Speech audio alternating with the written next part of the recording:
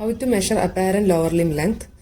Apparent lower limb length is measured from sternum to medial malleolus by keeping both the legs parallel to each other before squaring the pelvis. So now we will discuss what will happen in coronal plane deformities like adduction and abduction deformities of the hip joint. So first we will go to the normal hip.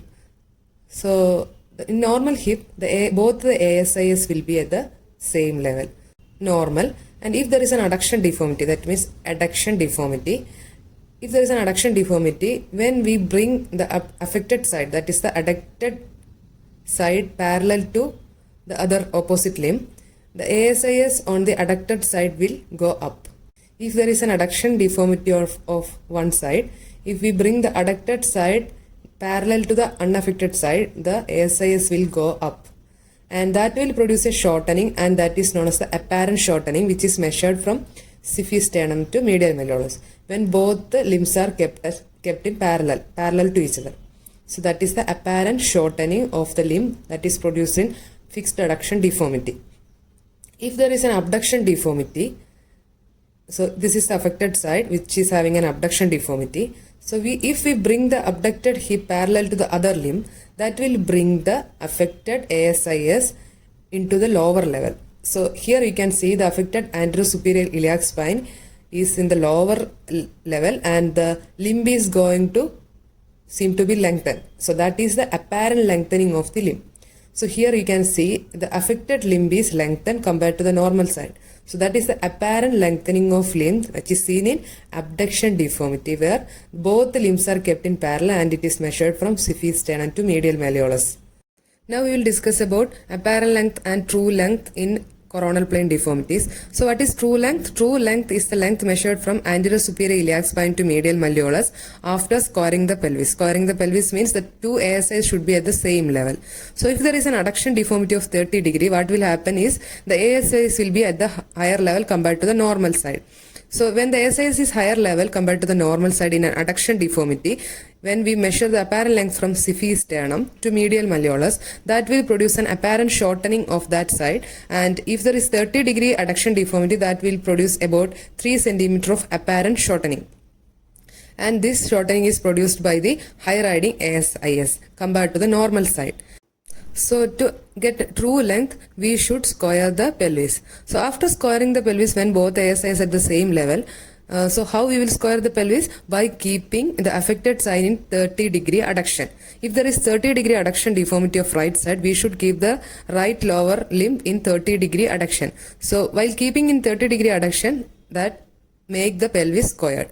So after checking the ASIS, if both the ASIs at the same level, then we should measure the length from ASIS to medial malleolus. And if there is only coronal plane deformity, if there is no shortening, no true shortening, the true length will be same. The true length of both the limbs will be same if there is no segmental shortening of the lower limb. That is about the adduction deformity of 30 degree. Now we will move on to the abduction deformity.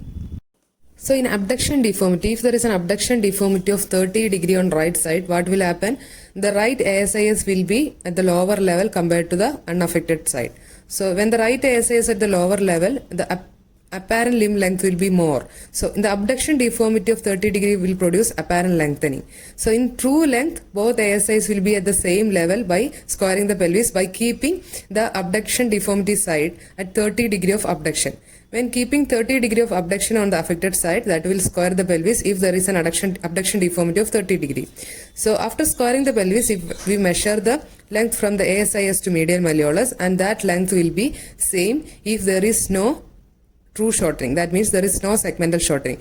But the abduction deformity of 30 degree will produce an apparent lengthening of 3 cm that will be present in apparent length measurement, but in true length measurement after squaring ASIs will be the same if there is no true shortening.